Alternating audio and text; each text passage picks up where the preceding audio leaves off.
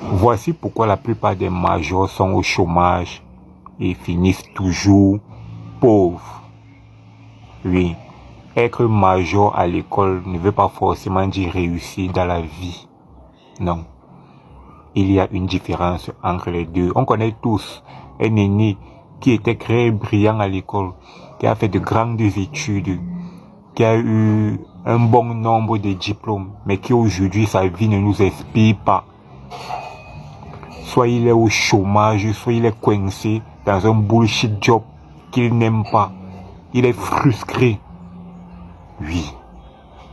On connaît tous quelqu'un comme ça dans notre vie. Et pourquoi, comment on fait pour en arriver là, en passant plus de 20 ans sur les bancs de l'école, en ne faisant que l'école.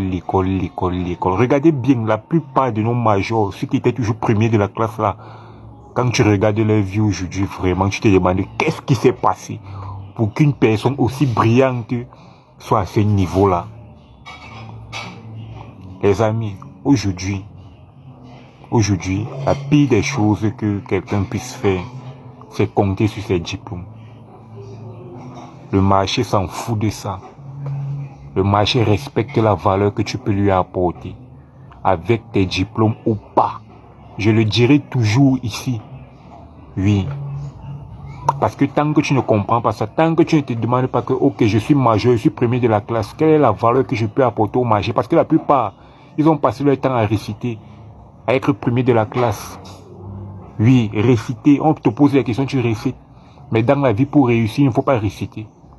Il faut apporter de la valeur aux autres. Il faut résoudre les problèmes des autres. Pour résoudre les problèmes des autres, il faut avoir une capacité qui te le permet. Oui.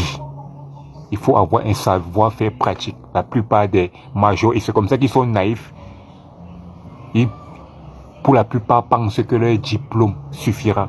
Toi aujourd'hui, c'est pas pour dire qu'il ne faut pas être major. Si tu as la cap, tu es brillant, sois brillant. Mais aujourd'hui, sache que, mon frère, ça ne suffit pas pour réussir dans la vie.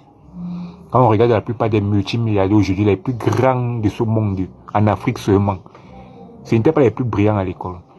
C'était ceux qui ont compris très vite que seul le diplôme ne suffit pas.